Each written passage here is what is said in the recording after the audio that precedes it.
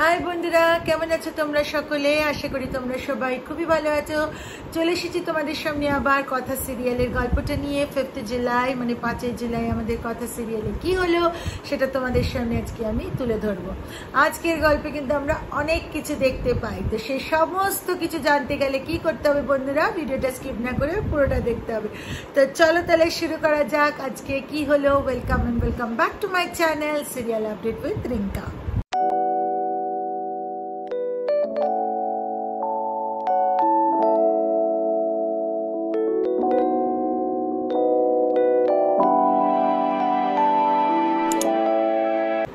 বন্ধুরা 5 জুলাই মানে হচ্ছে 5 জুলাইয়ের এপিসোডে আমরা দেখতে পারি যে মানে কথা তো সমানে বলে যাচ্ছে যে আতর গন্ধটা কোথা থেকে আসছে, আমার তো খুব চেনা চেনা। এদিকে এভি তো বলছে তুই চুপ কর, তুই তোকে আগে ব্যান্ডেজটা লাগাতে দে। তো যাই হোক, এবার তো ব্যান্ডেজ লাগাতে একটু ঠিক হলো ব্যথাটা। এবার ওরা আবার দরজা ফরজা বন্ধ করে বেরোচ্ছে, কিন্তু কথার মাথার থেকে কিন্তু সেই জিনিসটা যায়নি যে ওই আতরের গন্ধটা খুব চেনা লাগছে। আর যতই এভি বলুক যে ওটা হাউসকিপিংয়ের লোক, তো বাইরে বেরিয়ে এসে এভিকে কাউন্টার প্রশ্ন করে যে হাউসকিপিংয়ের লোক যদি হয়ে থাকে, হাউসকিপিংয়ের লোক তো রোজ আসছে, তাহলে সেই সুগন্ধি আমি রোজ পাচ্ছি না কেন? তো তখন এভি ওকে বোঝায়, দেখ হয়তো লোক আজকে চেঞ্জ হয়েছে, কিন্তু তার উত্তরে আবার কাউন্টার দেয় আমাদের কথা যে ঠিক আছে যদি সেটাই হয়ে থাকে ওর তো এসে বেডটাও গোছাবে। ও তো বেডটা গোছায়নি, বেডটা কেন এরকম, চাবিটা দিন। তো সে চাবি খুলে ঢুকে এভিও ঢুকেছে, উঠে দেখে একটি মেয়ে দাঁড়িয়ে আছে, কিন্তু কে বুঝতে পারে না কেন দোপাট্টা দিয়ে নিজের মুখটা ঢেকে রেখেছিল রিচা। তো রিচা একটা স্প্রে করে দিয়ে তো তাড়াতাড়ি করে তড়িঘড়ি করে পালা, আর ওখান থেকে কথা বলে দরজা বন্ধ করতে বলুন, হোটেলকে দরজা বন্ধ করতে বলুন। যে দরজা বন্ধ কি করবে, সবাই ধরতে আসে, রিচাকে তো ধরতে পারে না। তার মধ্যে জানাবের যে লোকটা, একটা লোক রয়েছে যে হোটেলে কাজ করছে, সে আবার সামনে এসেছে। সে এসে রিচাকে বলছে, ম্যাম আমাকে একটু ধাক্কা দিন, একটু ধাক্কা দিন। সে একটু ধাক্কা দিয়ে ও একটু পড়ে যাওয়ার ভান করলো, বাস রিচা ওখান থেকে বেরিয়ে গেল। ওরা তো তাও ছুটতে কিন্তু না হলো না, ধরতে পারলো না। এবার তো এভি ঘরে মানে ওই রাস্তাটার সামনেই আর কি, মানে হোটেলের সামনেই আর কি, রাস্তাটার সামনে বলছে তোর জন্য কেউ আসেনি তোর এখানে। তো যাই হোক, তো এবার তো তখন একটু কথাও চিন্তা করলো যে এবার কি পাচক মাসি সব কিছু জেনে যাবে। তো এবার ঘরে মানে হচ্ছে ওই রিসেপশনে, মানে হোটেলের ভেতর রিসেপশনে ঢুকে এভি তো প্রচণ্ড চেঁচামেচি করছে, বলছে আমার ভাই পুলিশ, আমি এক্ষুনি জানাচ্ছি, আমাদের এক্ষুনি পুলিশ আনবো। তো ম্যানেজার বলছে এরকম করবেন না, আমাদের হোটেলের বদনাম হয়ে যাবে। তাদের দুটো যে আছে যে কাজ করে তাদেরকে ডাকা হলো, বলে কে চাবি দিয়েছে, কেউ তো স্বীকার করছে না যে চাবি না দিলে কি করে ঢুকতে পারে। চাবি রয়েছে কথা আর এভির কাছে, তাহলে কে চাবি দিল, ডুপ্লিকেট চাবি থাকে। তো এইসব কথা হতে তো কিছুতেই সে ম্যানেজার আর কি খুব প্রচণ্ডভাবে রিকোয়েস্ট করলো যাতে পুলিশকে না বলে। তো যাই হোক, অপরদিকে আমরা আবার দেখতে পাই জানাবের কাছে বন্ধুরা যে বৈদ্যি, যে কবিরাজ, তাকে ধরে নিয়ে আসা হয়েছে এবং জিজ্ঞেস করা হয় যে প্রতিষেধকের কোন গাছ দিয়ে হয়। তো যে জানাব বারবার জিজ্ঞেস করছে, আর বৈদ্যি যে কবিরাজ সে কিছুতেই বলতে চায় না, আর সে ওখানে অজ্ঞান হয়ে যায়। তো যাই হোক, এবার কি হয় না, অপরদিকে আমরা দেখতে পারি যে আমাদের বিনায়ক স্যার এবং তার বস মিলেও কবিরাজ যেখানে সেখানটা যায় পুরো ফোর্স নিয়ে, কিন্তু সেখানে কবিরাজকে দেখতে না পেয়ে ওর অনুমান করে যে ওর জানাবের লোকই ওনাকে তুলে নিয়ে গেছে, এবং সেখানে যে গাছগাছালি ছিল সেটাকেও স্যাম্পল হিসেবে নিয়ে চলে যায় ওরা যেখানে আর কি টেন্টে রয়েছে সেখানে, পুলিশের ওই জায়গাটা। অপরদিকে আবার আমরা দেখতে পারি যে বাড়ির লোকেরা সবাই আসে এবং সবাইকে পুরো ঘটনাটা বলে এভি এর কথা। তখন প্রত্যয়ও বলে যে আমার এখানে একজন চেনা আছে, আমি বলে রাখছি, সিকিউরিটি বাড়ি দেওয়া হচ্ছে। এদিকে আবার ঋতু বলছে যে না, আর কোথাও ঘুরতে না গেলে হোটেলেই থাকতে হতো। তখন অ্যানি বলে যে ও জুনি, ও কথা এরকম হলে হয়, বলো ঘুরতে এসেছি। তখন দুজনই বলে না, সত্যি কথা।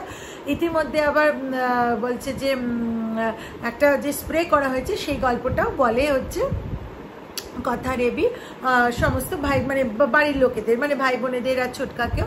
এবার কি হচ্ছে ব্যাপারটা, যেহেতু আমাদের অঙ্কিত বাবু প্রফেসর, তো উনি দেখে নাকে নিয়ে বললেন, দাঁড়া নাকে নিয়ে বললেন বাবা এটা তো পেপার স্প্রে।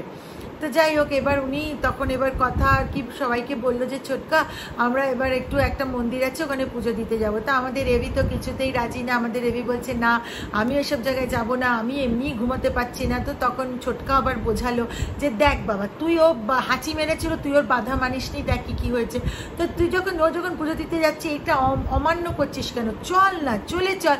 তখন মানে আমাদের ইয়েও বলে, অ্যানিও বলে যে হ্যাঁ আমাদের ঠাম্মিও বলে দিয়েছিল যেন এখানে আমরা এই মন্দিরে যেন পুজো দিই। বলে দেখেছো, বলো ঠিক আছে তাহলে যা হবে, আর সকাল সকাল যাওয়া হবে। তো বলে ঠিক আছে তাহলে সকাল সকালই ওঠা হবে। তো যাই হোক, তো বন্ধুরা আবার কি হলো, যখনই সকলকে গল্পটা বলছে কথা, রেবি ভাই বোনেরা ছিল ওই মোমেন্টে না বলতে এলো যে খানা রেডি। তো বললো ডিনার করতে হবে, সকলে ডিনার করতে গেলো। এবার কথা রেবি যেতে যাবে, পায়ে পায়ে আটকেছে। কথা তখন বলছি পাচক মাসি দাঁড়ান দাঁড়ান, পায়ে পায়ে আটকেছে, আপনাকে বলতে হবে পায়ে পায়ে ভালো, বলুন। বলছে না আমি কিছুতেই বলবো না। বলে বলুন না, বলে না আমি কিছুতেই বলবো না। তো সেটা বলে না, তো বলে না। এবার তো তখন ও এবির আঙুলটা নিয়ে কামড়ে দেয়, বলে আবার আবার শুরু করছি, তো যখন খিদে পেতে যা না গিয়ে খা না, আমার আঙুলটা কামড়াচ্ছিস কেন। তো তখন বলছে যে এই যে আমি কামড়ে দিলাম না, আপনার নজর লাগবে না, আপনাকে কোনো বিপদ ছুতেও পারবে, বলে কথা থেকে চলে যায়। তারপরে আমাদের এরই মনে মনে ভাবতে থাকে যে কখনো আমার মনে হয় তুই তো এখনও আমার সেই কথা, সেই গোবর দেবী যা সুপারস্টিশনে ভরা, তুই যে কেন এজেন্ট কে হতে গেলি আমি আজকেও বুঝতে পারি না। যাই এদিকে আমরা দেখি আবার কথা গেছে হচ্ছে বিনায়ক স্যারের কাছে, যার পরে বিনায়ক স্যার পুরো ঘটনাটা বলে এবং তারপরে ওই স্যাম্পলের থেকে একটা দেখায়, বলে এটা আদার মতো দেখতে, দেখো তো এটা কি, এটা কি আদা। তো তখন বলছে হ্যাঁ এটা আদার মতোই দেখতে। বলে তাহলে কি এটা আদাই কি হেল্প করে প্রতিষেধক বানাতে। তো তখন বললো একটা পুরোটা ভালো করে দেখে টেকে বন্ধ টন্ধ নিয়ে বললো বাবা এটা তো জীবন গাছ, এটাই তো আসল। তো তখন বললো তাহলে তো খুব ভালো হলো। বললো কিন্তু আমার তো আরও পরিমাণে লাগবে, আমি তো একটু বানাবো না, আমার তো আরও পরিমাণে লাগবে। হ্যাঁ সেটাও ঠিক। আর তারপরে আমাদের কথা হাত জোর করে বিনায়ক স্যারকে বললো যে আমাকে এবার পাচক মশাইকে বলতে অনুমতি দিন, আমি ওনাকে না বলে কিছুই আর করতে পারবো না বা পারছিও না। তো যাই হোক, অপরদিকে আমরা আবার দেখি যে কথা ওই টেন্ট থেকে, মানে পুলিশের যে ওই টেন্টটা ওখান থেকে বেরিয়ে আসে এবং বেরিয়ে এসে সবাইকে জিজ্ঞেস করতে থাকে যে কবিরাজের বাড়িটা কোথায়, উনি কোথায় যেতেন এবং কোথায় জীবন গাছ পাওয়া যায় যাতে আরও নিতে পারে জীবন গাছ প্রতিষেধক বানাবে বলে। এবার কি হয় যে আমাদের হোটেলে আবার এভি ঘুম থেকে ওঠে এবং কথাকে না পেয়ে কথা কথা করে সমানে তো ডাকতে থাকছে, কথাকে তো পাচ্ছে না। তো কথা তখন বলছে যে নিজের মনে মনেই ভাবছে যে এই গেল কোথায় গোবর দেবী, হ্যাঁ গেল কোথায়, সে কি চলে গেল, সে কি চলে গেল। তো তখন পুজো দিতে যাবে বলে চলে গেলে, যাকে ভালোই হয়েছে নিজে নিজে চলে গেছে, আমাকে আমার ঘুম থেকে ওঠায়নি, আমার একটু ঘুমটা ভালো হয়েছে, যে ফ্রেশ ট্রেশ হয়ে আছে। তো ফ্রেশ ট্রেশ হয়েছে, এবারও মাফলার নেবে আর কি বলে জ্যাকেট পরবে, এগুলো পরবে। তো বলছে সব কিছু সুটকেসেই ঢুকিয়ে রাখে। এবার সুটকেস থেকে বার করতে গেছে, তখন আবার করে স্যাটেলাইটের যে ফোনটা সেটার আবার আওয়াজ হয়েছে। এবার তো কথাও নেই বন্ধুরা ঘরে, কে আর আটকাবে এভিকে। এভি এবার সুটকেসের প্রত্যেকটা জামা একটা একটা করে সরিয়ে সরিয়ে স্যাটেলাইট ফোনটা একটা শাড়ির মধ্যে জড়ানো অবস্থায় পায় এবং স্যাটেলাইট ফোনটাকে কিন্তু হাতে ওই শাড়ির থেকে তুলে নেয়। এইটা তো মানে পুরোপুরি ধরা পড়ে গেল।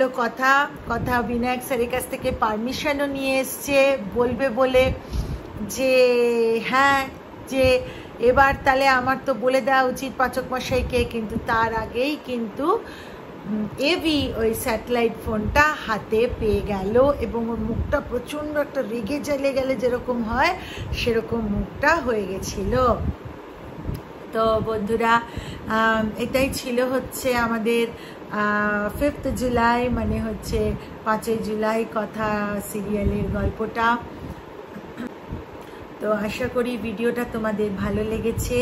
ভিডিওটা ভালো লেগে থাকলে লাইক শেয়ার আর কমেন্ট করে দিও, চ্যানেলটা সাবস্ক্রাইব করতে ভুলো না কিন্তু। তো তো চলো দেখা হবে একটা পরবর্তী ভিডিওতে, ততদিনের জন্য টাটা।